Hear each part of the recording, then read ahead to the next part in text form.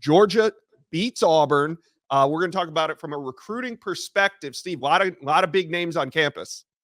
Yeah, I was going to say you forgot to mention Vandy. They were watching this Vanderbilt-Alabama game on the Jumbotron. Really? In between the hedges, cheering for Vanderbilt, and Kirby Smart having to direct the attention back towards the field in that ball game. A lot of recruits had their eyes on the field at Georgia today. 5-star defensive lineman Justice Terry and 5-star offensive tackle Jackson Cantwell in the 2026 class. Two of the headliners on campus, Josh. I think that Georgia leads for both of them.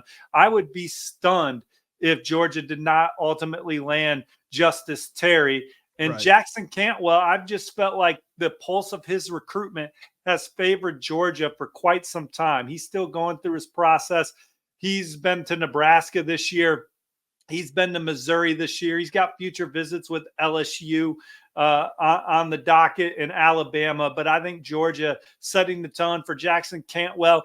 Jared Curtis was there, arguably the top quarterback in the country in 2026. He's already committed to Georgia. So they have their franchise quarterback in 2026. Can they get this franchise left tackle? I like where they stand. Several flip targets on campus. Reported earlier in the week that I thought CJ Wiley would be there, 4-star receiver committed to Florida State. He was indeed there. And Chad Simmons, our colleague, reporting that Laganza Hayward, 4-star safety, top 100 recruit committed to Tennessee, was also on campus. So, we'll see what Shady Hayward had to say about it, but I think that Georgia's way in it for CJ Wiley right now.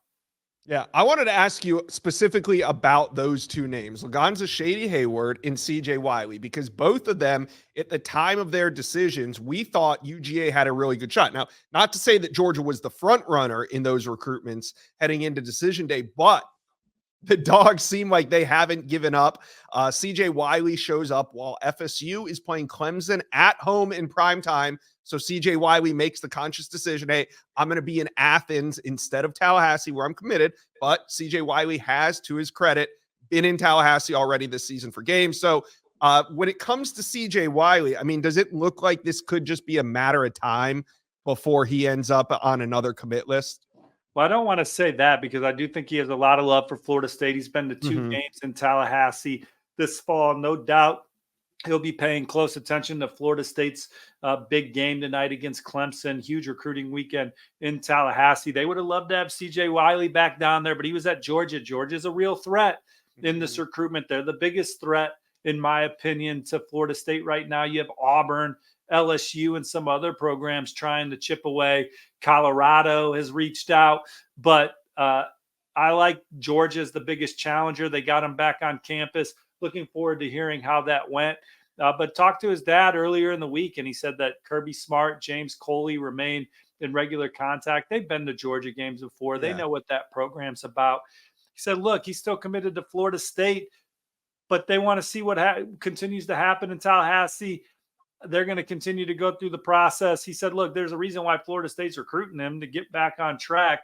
But at the same time, there's some other programs recruiting him to maintain being the standard, the top college football. And Georgia was one of his finalists the first time around. And him getting back there again today was not just to see a good game.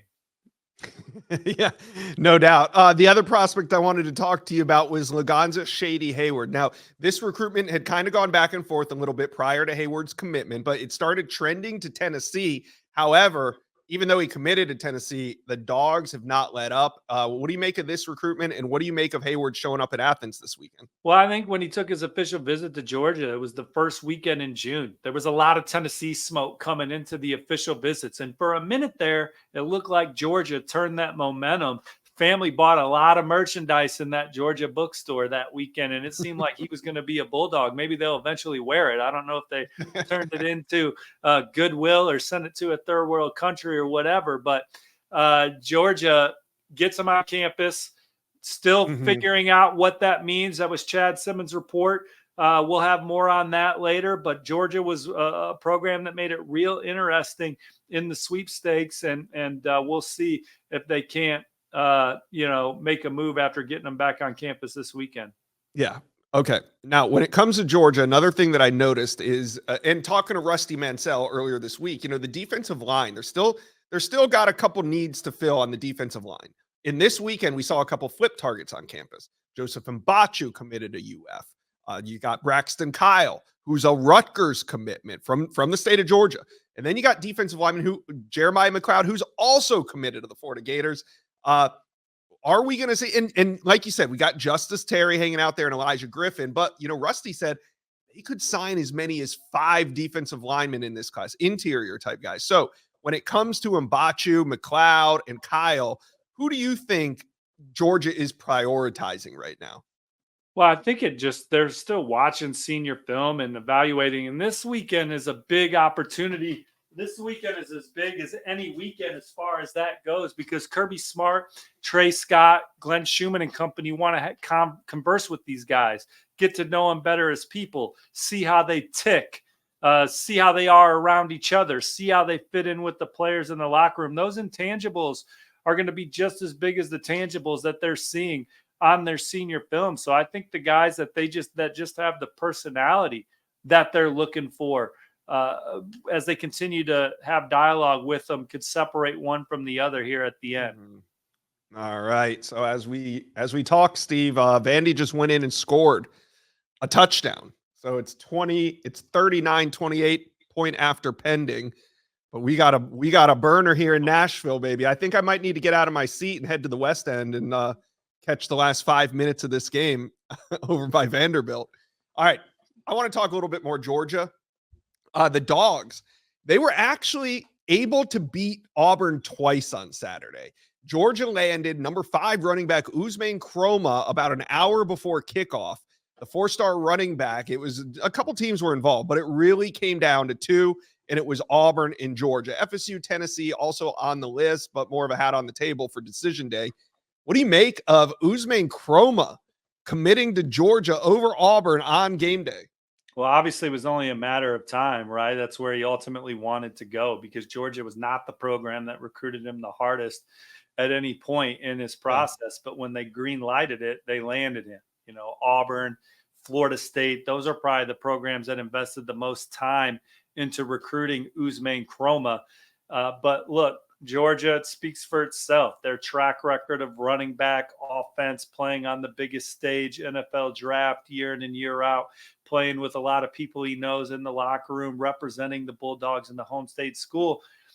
Coach Crawford did a good job recruiting them, and as Kirby Smart and company went along with this process, Kroma was a guy they had to have. They got him on campus a couple weeks ago.